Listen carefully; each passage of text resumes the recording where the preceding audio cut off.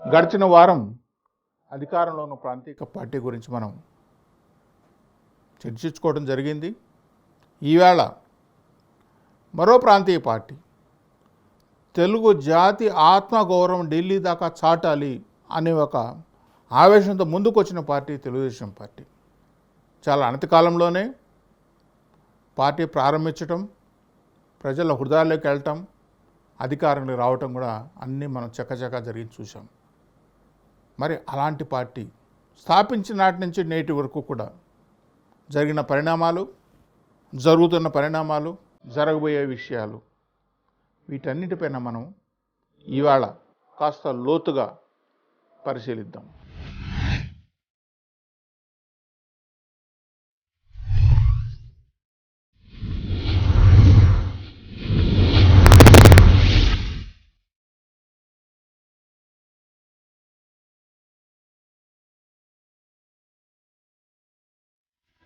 ఈ ఆత్మగౌరవంతో Telugu Desam party NT Ramarao గారు స్థాపించారో, శ్రామికుడు, రైతు, నిరుద్యోగం,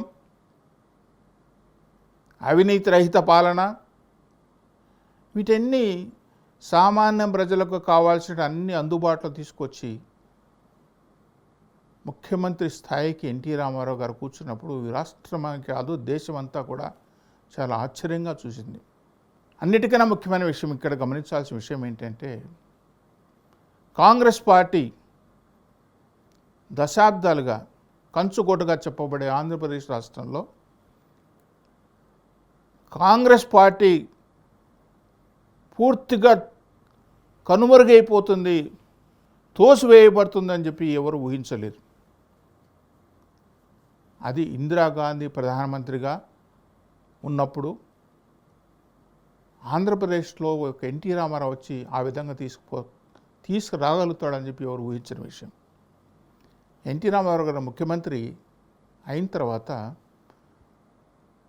ఇందిరాగాంధీ గారు ఒక స్టేట్మెంట్ ఇచ్చారు. ఆంధ్రప్రదేశ్లో గెలిచింది తెలుగుదేశం పార్టీ కాదు, అక్కడ గెలిచింది రామోజీరావు గారు అని. తెలుగుదేశం పార్టీ ఆవిర్భావం నుంచి కూడా లోతుగా గమనిస్తే చేసే ప్రతి పని మీడియాలో కనిపించాలి, చేసే ప్రతి పనికి పబ్లిసిటీ ఉండాలి, అది చిన్నదైనా పెద్దదైనా. బహుశా ఎన్టీ రామారావుకి అంత యావ కానీ ఆశ కానీ, మరి గ్రామీణ భాషలో చెప్పాలంటే పిచ్చి కానీ, ఎందుకంటే ఆయన ఒక పెద్ద సినీ హీరో, ఇవన్నీ ఎన్నో చూశాడు కానీ లేదు.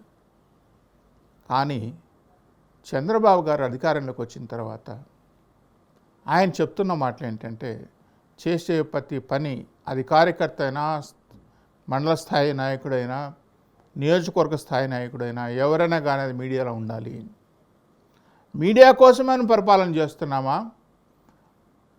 మనం చేసిన పరిపాలన మీడియా వచ్చి చూసి చూపించాలి, కానీ మీడియా కోసం మనం పరిపాలన చేయటము అనేది మంచిది కాదు. ఈ దేశంలో ఎవరు కూడా ఆ విధంగా ముందుకెళ్ళిన సందర్భాలు కూడా లేవు. ఈవేళ ఎందుకు చెప్తున్నాను ఈ మాట అంటే, ఆ మీడియా ప్రభావాన్ని ప్రజల మీదకి రుద్దాలనే ఒక ఆలోచన వచ్చింది చంద్రబాబు నాయుడు గారికి. చంద్రబాబు నాయుడు గారు మొదలు వచ్చినప్పటి నుంచి కూడా ఆయనకు అంతగా సెల్ఫ్ డిక్లేర్ అంటే, చాలా రాష్ట్రాల్లో ప్రజలు చెప్తారు అంటే, మనకు తెలిసినంత వరకు 20 సంవత్సరాలు 30 సంవత్సరాలు చూసిన జ్యోతి బసును చూసాం, ఇవాళ నవీన్ పట్నాయక్ని చూస్తున్నాం, నితీష్ కుమార్ని చూస్తున్నాం. కొన్ని ఏళ్ల పాటు వాళ్ళు సీఎంలుగా ఉంటున్నారు తప్ప వాళ్ళకు తెలిసినంత ప్రజలకు ఎటువంటి మంచి పరిపాలన ఇవ్వాలి, ఈ రాష్ట్రాన్ని మిగతా రాష్ట్రాలతో పోలిస్తే మనం ఎంత అభివృద్ధి చేశామో అనిపించుకోవాలి అనే ఆలోచనతో ఉన్నారు. కాబట్టి వాళ్ళు కొన్ని ఏళ్ల పాటు 20 ఏళ్ళు 30 ఏళ్ళు ఉంటున్నారు కూడా ఇంకా కొన్ని రాష్ట్రాలు. మరి corporate CM, CEO of the state, ఇవన్నీ చెప్పిన వ్యక్తి ఎవరైనా ఉన్నారా భారతదేశంలో? ప్రాంతీయ పార్టీ స్థాపించిన వ్యక్తి కనిపిస్తే మనం ఆలోచన చూస్తే, తరిచి చూస్తే ఏకైక వ్యక్తి మనకు కనిపించేది అది చంద్రబాబు నాయుడు గారు. ఎందుకు ఆయన కార్పొరేట్ సీఎం అనుకుంటున్నాడు? ఎందుకు స్టేట్ ఆఫ్ ది సీఈఓ అంటే ప్రతిరోజు ఉదయం లేచినప్పటి నుంచి మనం అధికారులతో మీటింగ్ పెట్టుకుంటే నేను సీఈఓ ఆఫ్ ది స్టేట్ అయిపోతానా? లేదు నేను 2 ఐటీ కంపెనీలు తీసుకొచ్చి అన్నీ చేసి పెడతాను, నేను కార్పొరేట్ సీఎం అయిపోతానా?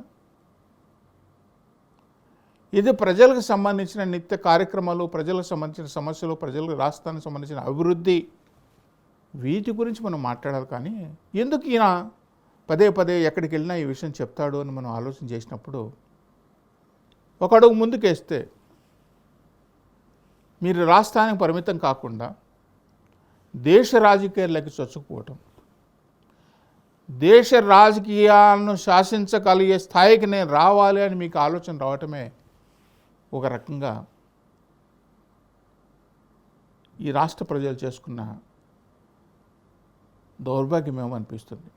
ఎందుకంటే చాలా సందర్భాల్లో ఒకప్పుడు రాష్ట్రపతిని నేనే పెట్టాను, దేశ ప్రధానమంత్రిని నేనే చేశాను అని చెప్పుకోవటంలో ఆయన ఔన్నత్యం ఆయనకే తెలియాలి. కానీ ఇంత పెద్ద కంట్రీలో, ఇంత పెద్ద దేశంలో ఇన్ని రకాల పార్టీలతో మీ ఒక్కరు అనుకుంటే ప్రధానమంత్రి కావటమో, మీ ఒక్కరు అనుకుంటే రాష్ట్రపతి కావటమో జరగదు సార్. అందులో మీరు ఒక భాగం. ఆ ఫ్రంట్లోనో లేకుంటే అలయన్స్లోనో ఆ కూటమిలోనో ఆలోచనలో భాగంగానే పలానా వ్యక్తి అయితే బాగుంటుందని చెప్పి నలుగురు కలగలు తీసుకున్న నిర్ణయంతో పాటు అక్కడ అయింది. అది అయింది కదా అని చెప్పి దానికి రాష్ట్ర అభివృద్ధికి ఏమన్నా ఉందా అని మనం ఆలోచన చేస్తే, మీరు సీఈఓ అని మీరు చెప్పుకుంటున్నప్పుడు ప్రతి సందర్భంలో కూడా చంద్రబాబు నాయుడు గారు ఆయన అధికారంలోకి వచ్చినప్పటి నుంచి, ముఖ్యమంత్రి స్థాయిలో కూర్చున్నప్పటి నుంచి కూడా ఈ ఎలక్షన్స్ వచ్చేటప్పటికీ ఆయన చెప్తున్న మాట ఒకటి, నేను మారాను, నన్ను నమ్మండి. సహజంగా ఒక వ్యక్తి నేను మారాను అని చెప్పే సందర్భం ఎప్పుడు వస్తుంది? తను తప్పులు చేసినప్పుడు, తను తప్పులు చేశాడు అని తను గ్రహించినప్పుడు, అదే ప్రజల్లోకి వెళ్ళి ఆ తప్పులను పూర్తిగా చెప్పకుండా నేను మారాను, నన్ను నమ్మండి. మీరు ఏదైతే క్లెయిమ్ చేసుకున్నారో సీఈఓగా, మీరు పబ్లిసిటీ కోసం చేస్తున్న సీఈఓ, కానీ మీరు మారిన దాఖలాలు ఒకటి కనిపించట్లేదు. ప్రతి ఎలక్షన్లోనే ఆ మారాను మారాను మారాను అనే నానుడే తీసుకొస్తున్నారు తప్పనిచ్చి. ఎలక్షన్ లాగానే 2020 విజన్ 2020 అయిందా? 2020 సాధించగలిగారా?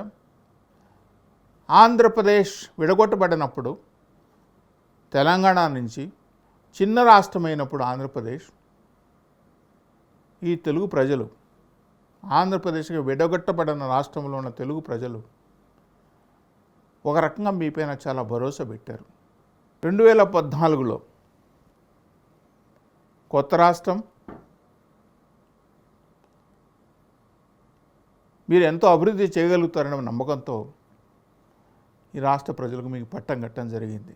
రాగానే మీరు గ్రాఫిక్స్, రాజమౌళి 2050 విజన్, 2020కే దిక్కు లేకపోతే మీ విజన్ 2050 దాకా వెళ్ళిపోయారు. 2050 విజన్తో పాటు ఈ దేశంలో ఇంతవరకు కూడా ఒక ప్రభుత్వం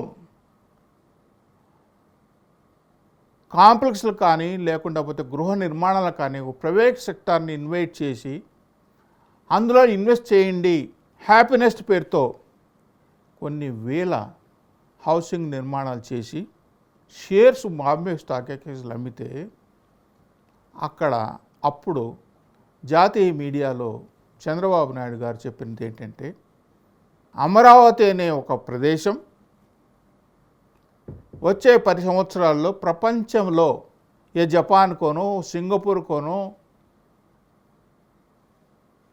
జర్మనీతోనో వీటన్నిటికన్నా మించి కనిపిస్తుంది, కాబట్టి మీరు ఇన్వెస్ట్ చేయండి. మీరు ఇన్వెస్ట్ చేస్తే మీ డబ్బులకు, మీ ఆస్తి విలువతో పాటు ఒక మంచి సిటీలో మీరు ఒక ఇల్లు కొనుక్కున్న వాళ్ళు అవుతారని చెప్పి కొన్ని లక్షల మంది దగ్గర తీసుకొచ్చి డబ్బులు తీసుకొచ్చి పెట్టారు. కేవలం ఈ వాళ్ళు కూడా మీరు చూపించే ఆ 4 బిల్డింగ్లే మీకు కనిపిస్తున్నాయి. ఒక రాష్ట్రం విడగొట్టబడ్డప్పుడు, ఈ దేశంలో చాలా రాష్ట్రాలు విడగొట్టబడ్డాయి. ఛత్తీస్గఢ్ కానీ చిన్న చిన్న రాష్ట్రాలుగా విడగొట్టి ఎన్నో ఉన్నాయి. గుజరాత్ కానీ, బాంబే నుంచి గుజరాత్ విడగొట్టినప్పుడు కానీ వాళ్ళు ఏ విధంగా ఆలోచన చేశారు? బాంబే నుంచి గుజరాత్ విడగొట్టబడ్డప్పుడు గుజరాత్ స్టేటు అక్కడ అప్పుడున్న ముఖ్యమంత్రులు కానీ, ప్రభుత్వాలు కానీ ఏ విధంగా వాణిజ్యపరంగా ముందుకెళ్ళగలుగుతాము, బాంబేకి ధీటుగా ఏ విధంగా నిలదొక్కగలుగుతాము అని చెప్పి ఆలోచన చేశారు. కాబట్టి ఇవాళ గుజరాత్ రాష్ట్రం మరో commercial city of the country లాగా కనిపిస్తుంది. ఇన్నేళ్ళ అనుభవంగా మీరు చెప్తున్న మీరు corporate CEO of the state అని పదే పదే చెప్పి మీరు ఇవాళ స్థాయిని, ఇవాళ ఈ రాష్ట్రాన్ని అమరావతి రాజధాని అని మీరు చెప్పబడి ఇవాళ ఎక్కడికి వచ్చిందో మనం అంతా చూస్తున్నాం. ఇక్కడ విచిత్రమైన విషయము, అర్థం కాని విషయం ఏంటంటే మీరు రెండోసారి ముఖ్యమంత్రి కంటిన్యూస్గా అయిన సందర్భాలు, దాఖలాలు ఒక్కటి కూడా లేవు. ఇక్కడ ఒక చిన్న రెండోసారి ముఖ్యమంత్రి కావటం అంటే నా ఉద్దేశంలో ఎన్నికల ద్వారా కాబడిన వాళ్ళు. మొదటిసారి మీరు ఎన్టీ రామారావు గారితో తీసుకున్న 4 ఏళ్ళ నుండి తర్వాత వచ్చారు, అది వేరే విషయం. దేశ రాజకీయాల్లో ఎవ్వరూ మిమ్మల్ని పరిగణలోకి తీసుకోలేదానికి కారణం ఏంటి? ఎవరు కూడా చంద్రబాబు నాయుడు ప్రతి ఎలక్షన్లో జాతీయ రాజకీయాల్లో ఎప్పుడైతే ఎన్నికలు వస్తాయో ఆ ఎన్నికలు వచ్చిన సందర్భంలో ఇప్పటికి కూడా ఈవాటికి కూడా ఈ క్షణానికి కూడా జాతీయ రాజకీయ పార్టీలన్నీ ఒక వేదికపైకి రావాలని కాంగ్రెస్తో కలిసి మీతో అన్ని ప్రాంతీయ పార్టీలు కూడా మాట్లాడుకుంటున్న ఈ సందర్భంలో మీతో కనీసం సంప్రదింపులు చేయట్లేదు. ఎందుకని? మీరు మేధావులు కదా, ప్రభావితం చేయగలిగే దేశ ప్రజలనే కాదు, ఈ రాష్ట్ర ప్రజలనే కాదు, దేశ ప్రజలను ప్రభావితం చేయగలిగే శక్తిమంతులు కదా మీరు. మీ ఆలోచనలు కానీ, మీ విధానాలు కానీ ఎందుకు పరిగణలోకి తీసుకుపోలేకపోతున్నానికి మీరు క్వశ్చన్ చేసుకోవాలి. నేను మారాను అని చెప్తూ ఇవాళ చివరికి ఏమొచ్చిందంటే, ఇవాళ మీరు మాట్లాడుతున్న మాట ప్రజల దగ్గరకు వచ్చే చివరి అవకాశం నాకు ఇవ్వండి అని. రాజకీయంగా అంతో కొంత విశ్లేషణ చేసే నాలాంటి వాళ్ళు కూడా కలిగే చిన్నపాటి అనుమానం 2020 విజన్ 2020 అని మీరు చెప్తే ఏమైందో ప్రజలకు తెలుసు, మీ మనస్సాక్షికి తెలుసు, మాలాంటి వాళ్ళకి తెలుసు. 2014లో అధికారంలోకి వచ్చి కొత్త రాష్ట్ర ముఖ్యమంత్రి అయితేనే మళ్ళీ 2050 అన్నారు. ప్రపంచ పుటంలోనే తీసుకొచ్చి 10వ సిటీగా అద్భుతమైన నగరంగా సింగపూరు లేకుంటే ఈ న్యూజిలాండు పెద్ద పెద్ద దేశాల పేర్లన్నీ చెప్పి జపాను వాటి స్థాయిలో నిలబెడతానని చెప్పి అన్నారు. ఈ పొద్దు ఒక ఎడారి అయిపోయింది అమరావతి. ఇప్పుడు మళ్ళీ మీకు అధికారం కావాలని అడుగుతున్నారు. రాజకీయాల్లో వారసులు రావటం అనేది ఈవేళ కొత్తగా చంద్రబాబు నాయుడు కొడుకు లోకేష్ వచ్చినంతని చెప్పట్లేదు. చాలామంది వచ్చారు, ముఖ్యమంత్రులకు పనిచేశారు, ఇంకా వస్తూనే ఉన్నారు, దానికి ఎవరు తప్పు పట్టలేదు. ఒక పక్క చివరి అవకాశం నాకు ఇవ్వండి, తెలుగుదేశంలో అధికార పార్టీలకు తీసుకురండి, అభివృద్ధి అంటే ఏంటో చూపిస్తాను అని. సార్, కొన్ని విషయాలు మేము మర్చిపోలేకపోతున్నాము. మీరు పదే పదే ఇంతకుముందే నేను ప్రస్తావించిన విషయంలో మీరు ఒక మాట అనేవాళ్ళు, జిల్లా స్థాయి నాయకుడు కానీ, మండల స్థాయి నాయకుడు కానీ, తెలుగుదేశం కార్యకర్త కానీ చేసిన ప్రతి కార్యక్రమం మీడియాలో కనిపించాలి. మీరు చేసే కార్యక్రమాలు మీడియా కోసమా? మీడియా వాళ్ళు ప్రదర్శింపజేయాలి కానీ, వాళ్ళు ఎగ్జిబిట్ చేయాలి కానీ, వాళ్ళు ప్రచారంలో పెట్టాలి కానీ, మీడియా కోసం మీరు ప్రచారం చేయటం అనేది అంటే మీరు హుదూదు తుఫాను ఎక్కినప్పుడు చెట్టు ఎక్కి రంపంతో కోసినట్లు, లేకుంటే ఇక్కడ ఉత్తరాఖండ్లో 2 సిమెంట్ మూటలు మోసి 4 మనుషులు పట్టుకొచ్చినట్లు ఇవి ఎవరు చేయలేదు సార్. సో అందువల్ల మీరు ఏమైపోయిందంటే ఒక జోక్గా మిగిలిపోయే పరిస్థితి వచ్చింది. ఇది కొంచెం హార్ష్ వర్డ్ అయినా ఒక రకమైన బాధతో మాట్లాడుతున్న విషయం.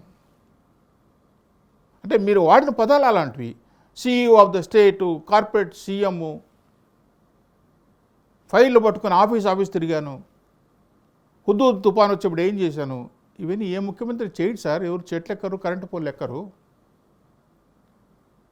24 గంటల మీటింగ్ పెట్టుకొని నేను CEO అని చెప్పంటే మీరు అనుకుంటే కాదు సార్, CEO అని ప్రజలు చెప్పాలి. మరి ఈవేళ మీ పుత్రరత్నాన్ని లోకేష్ బాబును పాదయాత్ర పేరుతో ఆంధ్రప్రదేశ్లో తిప్పుతున్నారు. చంద్రబాబు నాయుడికి ఎప్పుడన్నా అవమానం జరిగితే పవన్ కళ్యాణ్ అక్కడికి వెళ్ళి ఒక ప్రెస్ స్టేట్మెంట్ పెడతాడు. ఆ ప్రెస్ స్టేట్మెంట్ ఉద్దేశం ఏంటంటే చంద్రబాబు నాయుడికి అలా జరిగి ఉండకూడదు, నడి రోడ్లు ఆపి ఉండకూడదు, కారు దిప్పి ఉండకూడదు. జనసేన పార్టీకి ఏదైనా జరిగితే చంద్రబాబు నాయుడు వస్తాడు. అసలు ఎవరు? మీరేమో చివరి అవకాశం అంటున్నారు. మీరు పార్ట్నర్ కాబోతాడో అవునో కాదో తెలియని జనసేన నేత పవన్ కళ్యాణ్ ఒక అవకాశం నాకు ఇవ్వండి అని ఒక స్టేట్మెంట్ ఇస్తాడు. ఆ అవకాశం ఆయన మీ ఇద్దరు కలిసి చేసే ప్రయత్నంలో ఆయనకు అవకాశమా? మీరు అప్పుడప్పుడు తెలిసిస్తున్నారు మేము త్యాగాలకు సిద్ధమని మీరంటారు. మరి త్యాగాలకు సిద్ధమైనప్పుడు మళ్ళీ మీ కొడుకుని మళ్ళీ పాదయాత్ర చేయడం ఎందుకు సార్? పవన్ కళ్యాణ్ సీఎం చేయొచ్చుగా. ఇన్ని రకాల కన్ఫ్యూషన్లు మీరే క్రియేట్ చేసి ప్రజల ముందుకు మీరు వచ్చి ఏం చెప్పదలుచుకున్నారో, ఈ రాష్ట్రానికి ఏది చేయదలుచుకున్నారో గత 8 నెలల నుంచి మీ స్పీచ్లన్నీ చూస్తే, చంద్రబాబు నాయుడు స్పీచ్లు చూస్తే నిరంతరం మీరు మాట్లాడే స్పీచు ప్రభుత్వం ఈ అరాచకం చేస్తుంది, ప్రభుత్వం ఈ విధంగా చేస్తుంది, వీటిపైనే ఉంది తప్ప నేను అధికారంలో అంటూ మళ్ళీ వస్తే ఇది చేస్తానని చెప్పి ఒక్క మాట మీరు చెప్పిన సందర్భం ఉందా సార్? అమరావతిని మళ్ళీ నేను తీసుకొచ్చి బ్రహ్మాండం కట్టిస్తాను, మళ్ళీ అదే పాట పాడుతున్నారు తప్పనిచ్చి. దేశంలో ఉండే వాళ్ళందరూ బీహార్ అత్యధికంగా కింది స్థాయిలో ఉండే రాష్ట్రం అనేది ఇవాళ ఆంధ్రప్రదేశ్ గురించి మాట్లాడుతున్నాను. మీరు వస్తే నేను ఏ విధంగా తీసుకురాగలుగుతానో మీరు చెప్పరు. బహుశా మీ ఉద్దేశంలో ట్రేడ్ సీక్రెట్స్ ఏమో మనకు తెలియదు, కానీ మీరు ట్రేడ్ సీక్రెట్ చేయడానికి వ్యాపారం చేయడం లేదు సార్. ప్రజల బాగోగు కోసం మీరు రావాలి. ఆ ప్రజల బాగోగులు చూసి ఏకైక వ్యక్తి ఎవరైనా బతుకున్నారంటే అది నేనే అని మీరే చెప్తున్నారు.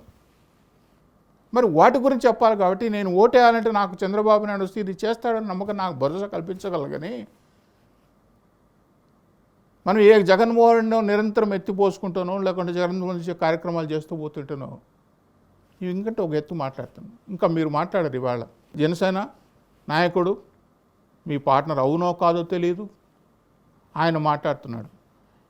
ఈ రాష్ట్రంలో 3 కులాలన్న అధికారానికి రావాల్సి వచ్చింది.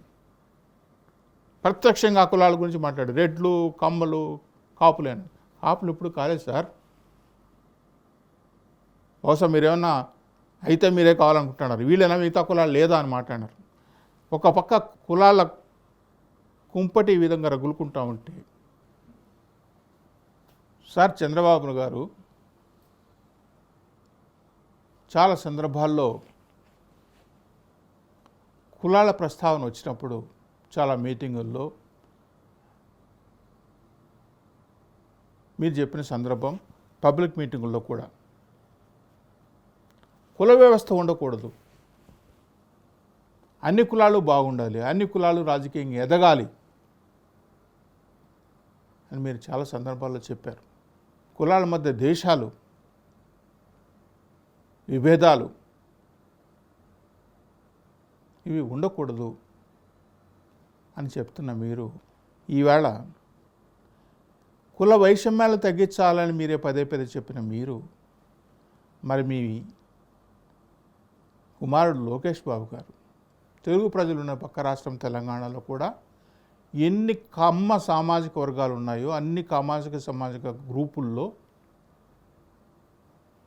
మీ కుమారుడు మెసేజ్లు పెట్టడం, గ్రూప్ మెంబర్లుగా ఉండటం,